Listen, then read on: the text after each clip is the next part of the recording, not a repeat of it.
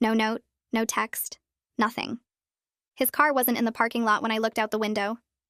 I got ready for work, moving like I was underwater, everything feeling slow and heavy. I put on my scrubs and pulled my hair back and didn't bother with makeup because I knew I'd just cry it off anyway. The drive to the animal hospital took 15 minutes and I didn't remember any of it. I parked and sat in my car for 5 minutes staring at the building, trying to pull myself together enough to go inside and act normal. I made it until lunch before anyone noticed. I was cleaning out a kennel in the back when Dwayne came around the corner with his sandwich and asked if I was okay. I said I was fine, and he said I'd been staring at that same empty kennel for 10 minutes without moving. I put down the spray bottle and sat on the floor. He sat down next to me, his back against the wall, and didn't say anything for a minute. Then he asked what happened, and I pulled out my phone. I showed him the video first, all 6 minutes of it. He watched without interrupting, and I watched his eyebrows go up higher and higher as the song went on. When it ended, he said okay, really slowly, like he was processing. Then I showed him the screenshots of the comments. He scrolled through them and let out a low whistle. When he handed my phone back, he was quiet for a second, then looked at me and said, "Man, that's a love song."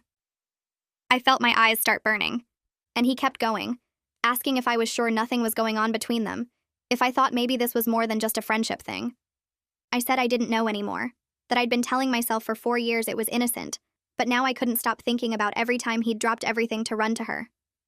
Dwayne asked if I'd ever asked him point blank if he was cheating, and I said I asked if he was in love with her, and he couldn't look at me when he answered. Dwayne's question hit me different from anything Ryan said. I sat there on that concrete floor with cleaning chemicals and dog fur around me, thinking about every single time Ryan dropped everything to help Melissa. The night he left our anniversary dinner early because she was upset about a work thing. The Saturday he spent 6 hours fixing her sink while I painted our bedroom alone. The time he drove 40 minutes to her place at midnight because she heard a weird noise and was scared. I'd told myself for years that's just what good friends do. But now Dwayne's voice kept repeating in my head, asking if I was sure nothing was going on between them. I pulled out my phone and started scrolling back through my calendar, looking at all the times Ryan said he was helping Melissa, or meeting up with her, or talking her through something. It was way more than I remembered. At least twice a month for the entire 4 years we'd been together. Sometimes more. I felt sick looking at all those little marks on my calendar that added up to hundreds of hours Ryan spent with another woman while I just accepted it. Dwayne waited while I stared at my phone, and then he asked if I wanted to take the rest of the day off. I said no, because going home to our empty apartment sounded worse than being here with the animals. He patted my shoulder and went back to his lunch, leaving me sitting there wondering if my fiancé was cheating on me, and I'd been too stupid to see it. I finished my shift moving through everything automatically. Check the dogs, refill water bowls, give medications, clean kennels, smile at the owners picking up their pets. One lady asked if I was feeling okay, and I lied and said I was just tired. When I finally clocked out at 6, I sat in my car for 20 minutes before I could make myself drive home. Ryan's band practiced on Tuesday nights, so I knew he wouldn't be there. I pulled into our parking spot and saw his car was already gone. Inside the apartment, I dropped my bag by the door and went straight to his music room. The door wasn't locked. His guitar was in its stand, sheet music scattered across his desk, and his notebook where he wrote lyrics sitting open. I picked it up knowing I was crossing a line but not caring anymore. The pages were full of song ideas and chord progressions and half-finished verses. I flipped through looking for anything about me. 3 pages about rain, 2 pages about driving at night, a whole section about missing someone that didn't specify who. Then I found the pages about Melissa's song. He'd written like 15 different versions of the verses about her hair and her laugh.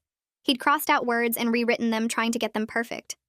At the bottom of one page, he'd written, "Make sure she knows how much she means to me," and underlined it twice. I took pictures of those pages with my phone. Then I kept flipping and found more scattered references to Melissa throughout the notebook. A line about her eyes when she's sad from 2 months ago. A verse about the way she says my name from last summer. Nothing about me anywhere. Not one single line about my eyes or my laugh or the way I say his name. I put the notebook back exactly how I found it and left his music room. In our bedroom, I opened his closet and looked at all his clothes hanging there next to mine like we were a normal couple. I opened his dresser drawers, not even knowing what I was looking for. Everything was normal. Socks, shirts, the watch I got him for Christmas last year.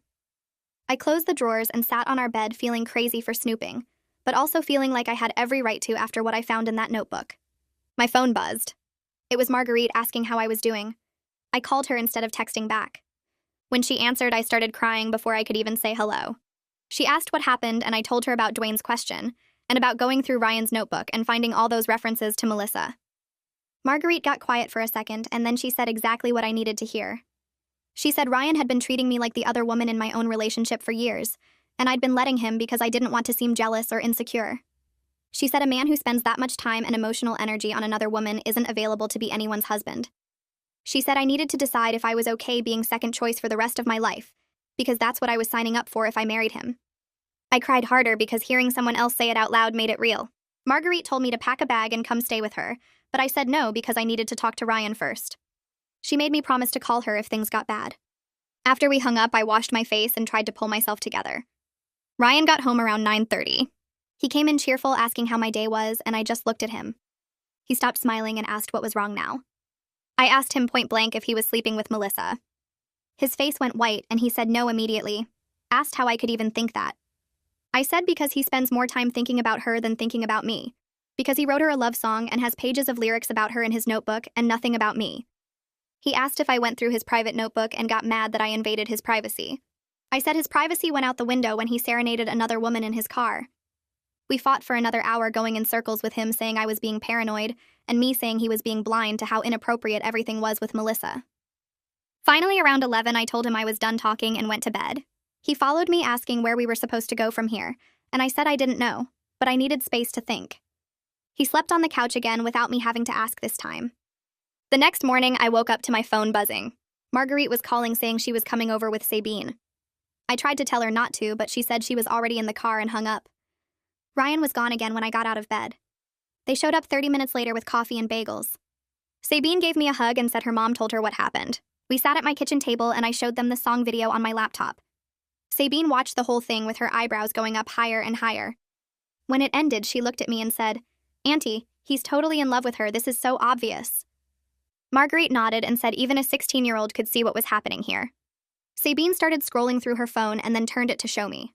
The song was on her TikTok feed. Someone had posted the video and it had like 50,000 views.